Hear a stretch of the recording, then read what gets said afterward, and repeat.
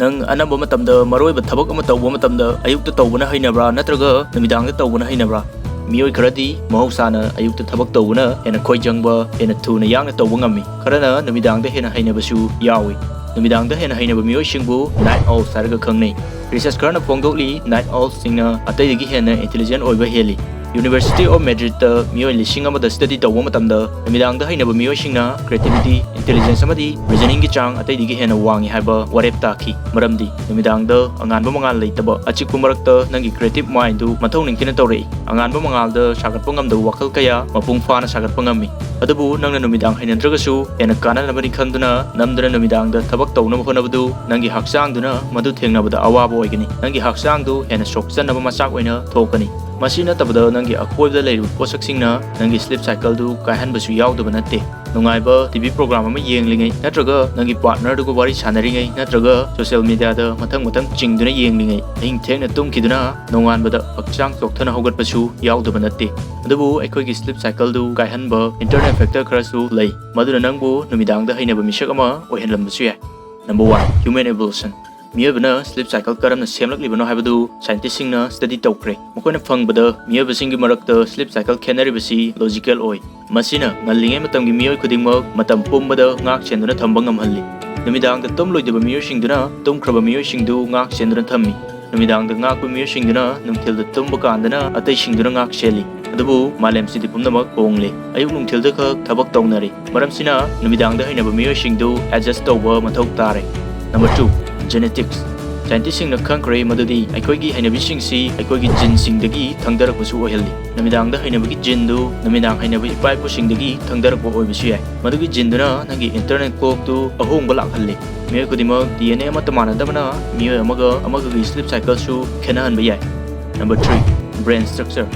nangi brain gi mawngduna nangbu namidangda hainaba misak ama oihanbasu yai Scientists na pangle madudi namidangda hainaba miyoysingsi makoigi brain da yauriba white matter singdu atai matamda hainaba miyoysingdagi chang hanthana yawi white matter habisi mahi tambada changba brain da yawba tissue amani masi brain gi atai mafam singda pawdok pawjin tawbadasu mateng pangi masigumba mahoksagi oiba mayamsina nangbu namidangda hainaba misak ama oihallakpa yai masigi internal factor singsi khangdokpa mathau tai nangi mahoksana pitorpa matamda nattaba atopa matamda thabak tawnaba honaba habisi wana thokani adubu masidi nangi naral natte masi nattabada nangi hakchanggi oiba maram kharana nangbu namidang hainaba misak ama oihlambasu yai maram si khangagadi matam amektada nangna tawba thabak khudingmak mawong tana tawba ngamhanbasu yai nangna sadu ayukta hogat hannaba amadi awaba matamda mayoknaba ngamnaba nangi hakchangna cortisol kauba hormone ama thadoi stress laitaba matamdadi numit tarakpada nangi cortisol gi changdu tapna hantarakadabani adumoinamak nangi cortisol du chang naina thadoroktraba numidang pung 10 taba fawda tumnaba honadraba cortisol gi chang wangkalakpa yai masigi chang wangkalakpasi nangi wakhalgi akoibgi natraga nangi hakchanggi stress laibanani karigumba ayuk nungtilda thabak tawbagi matam phangagasu thabak tu fazana tahoudragadi nangonda oithokpa yaba kharasu lai wakal charangnaba natraga thabak tu mawong tana tawnaba tahonabada thabak tu horen heng yeithoknaba honarambasu yai adubu numittugi aroiba matam numidang yorpaga loinana nangi haksangduna cortisol hormone du kitang thadorakpana pungning changba ngamba wakal sengna khanba ngamakpa yai maramsina numidang yorpaga thabak tu kharadi tawba ngamakani cortisol na nangbu thauna hapambi yai adubu masidi stress hormone oibana nangi haksang du sokhangani nangi adrenal gland su sokhanba yai maduna nangi haksang da problem kaya thohanbasu yai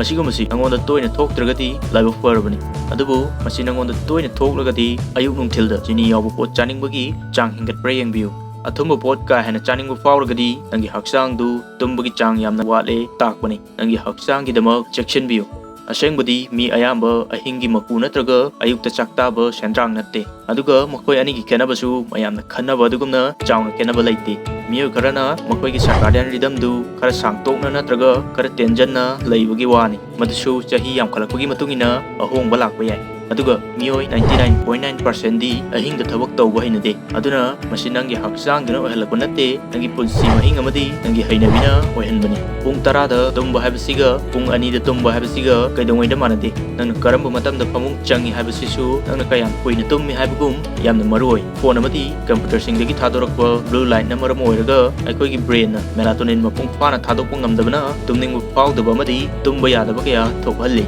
tumbagi chakchaba kanabadu pangaroi ꯑꯁꯤꯅ ꯃꯔꯝ ꯑꯣꯏꯔꯒ ꯍꯛꯆꯥꯡꯗꯨ ꯃꯄꯨꯡ ꯐꯥꯅ ꯄꯣꯊꯥꯕ ꯐꯪꯗꯅ ꯍꯧꯒꯠꯂꯅꯤ ꯑꯌꯨꯛꯇꯨꯃ ꯍꯛꯆꯥꯡ ꯆꯣꯛꯊꯔꯅꯤ ꯃꯁꯤꯅ ꯅꯪꯕꯨ ꯑꯌꯨꯛ ꯅꯨꯡꯊꯤꯜꯗ ꯊꯕꯛ ꯇꯧꯕꯗ ꯆꯩꯊꯦꯡ ꯄꯤꯔꯛꯏ ꯃꯤꯑꯣꯏ ꯈꯔꯗꯤ ꯑꯌꯨꯛ ꯅꯨꯡꯊꯤꯜꯗ ꯊꯕꯛꯁꯤꯡꯗꯨ ꯇꯧꯍꯧꯗꯕꯅ ꯅꯪꯍꯧꯔꯔꯣꯏ ꯄꯥꯈꯠꯄꯅ ꯅꯨꯃꯤꯗꯥꯡꯗ ꯇꯧꯅꯕ ꯍꯣꯠꯅꯩ ꯊꯕꯛꯇꯨ ꯇꯧꯕ ꯍꯧꯕꯗꯨ ꯌꯥꯝꯅ ꯂꯨꯏ ꯈꯜꯂꯝꯕꯗꯨ ꯅꯨꯃꯤꯗꯥꯡꯗꯨꯗ ꯂꯥꯏꯅ ꯇꯧꯏ ꯑꯁꯦꯡꯕꯗꯤ ꯊꯕꯛꯇꯨ ꯉꯜꯂꯤꯉꯩ ꯇꯧꯔꯝꯃꯒꯁꯨ ꯑꯔꯥꯏꯕ ꯑꯃꯗꯤ ꯑꯗꯨꯝ ꯑꯣꯏꯔꯝꯒꯗꯧꯔꯤꯕꯅꯤ ꯊꯕꯛꯇꯨ ꯀꯔꯝꯕ ꯃꯇꯝꯗ ꯍꯩꯅꯩ ꯍꯥꯏꯕꯁꯤꯁꯨ ꯅꯪꯒꯤ ꯑꯄꯥꯝꯕꯒꯤ ꯃꯈꯥ ꯄꯣꯜꯂꯤ ꯅꯪꯅ ꯅꯪꯁꯤ ꯅꯨꯃꯤꯗꯥꯡꯗ ꯍꯩꯅꯕ ꯃꯤꯅꯤ ꯈꯜꯂꯒꯗꯤ ꯑꯌꯨꯛꯇ ꯊꯕꯛ ꯇꯧꯅꯕ ꯍꯣꯠꯅꯔꯣꯏ ꯃꯁꯤꯗꯤ ꯇꯨꯡꯗ ꯑꯣꯏꯔꯛꯀꯗꯕꯗꯨ ꯏꯁꯥꯅ ꯁꯦꯝꯖꯕꯅꯤ ꯑꯗꯨꯕꯨ ꯑꯌꯨꯛꯇ ꯊꯕꯛ ꯇꯧꯕꯗ ꯈ꯭ꯋꯥꯏꯗꯒꯤ ꯐꯖꯅ ꯇꯧꯕ ꯉꯝꯃꯤ ꯍꯥꯏꯕꯁꯤ ꯃꯥꯏ ꯄꯥꯛꯈ꯭ꯔꯕ ꯃꯤꯑꯣꯏ ꯈꯨꯗꯤꯡꯃꯛꯅ ꯌꯥꯅꯔꯕ ꯋꯥꯐꯝ ꯑꯣꯏꯔꯤ ꯃꯁꯤꯒꯤ ꯀꯥꯟꯅꯕꯁꯤ ꯈꯪꯍꯟꯅꯕꯒꯤꯗꯃꯛ ꯕꯦꯁ ꯁꯦꯂꯤꯡ ꯕꯨꯛ ꯀꯌꯥ ꯂꯩꯔꯤ ꯅꯪꯅ ꯇꯧꯅꯤꯡꯕ ꯊꯕꯛ ꯀꯌꯥ ꯂꯩꯔꯒꯁꯨ ꯄꯥꯡꯊꯣꯛꯄ ꯉꯝꯗꯅ ꯂꯩꯔꯒꯗꯤ ꯃꯗꯨ ꯀꯣꯛꯍꯟꯅꯕ ꯂꯥꯏꯔꯤꯛꯁꯤ ꯄꯥꯎ ꯂꯥꯏꯔꯤꯛꯁꯤꯗ ꯔꯣꯕꯤꯟ ꯁꯔꯃꯅ ꯃꯥꯏ ꯄꯥꯛꯂꯕ ꯃꯤꯑꯣꯏ ꯑꯃꯅ ꯑꯌꯨꯛ ꯄꯨꯡ 5ꯗ ꯍꯧꯒꯠꯂꯒ ꯀꯔꯤ ꯇꯧꯏ ꯍꯥꯏꯕꯗꯨ ꯋꯥꯔꯤ ꯑꯃꯒ ꯂꯣꯏꯅꯅ ꯇꯥꯛꯂꯤ ꯂꯥꯏꯔꯤꯛꯁꯤ ꯃꯍꯥꯛꯀꯤ ꯕꯦꯁ ꯁꯦꯂꯤꯡ ꯕꯨꯛꯁꯤꯡꯒꯤ ꯃꯅꯨꯡꯗ